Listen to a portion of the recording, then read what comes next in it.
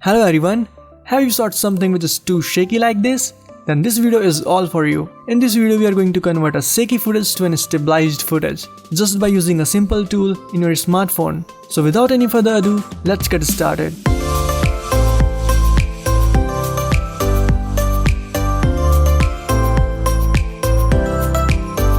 For this, we are going to use Google Photos. So you need to download and install Google Photos from Play Store. And if you are using iPhone, then just open App Store, search for Google Photos and download it. Now open Google Photos and now select the video which you want to stabilize. Now if the video which you want to stabilize is not showing here, then just open it with gallery of your smartphone, go to share and share it with photos. And after this, you can find your video at Google Photos. Now for stabilizing, click on the desired video, go to settings,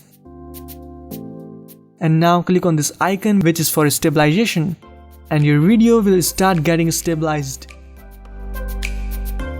Now let's play it. You can see the difference between the before and after. Now click on save and you are done.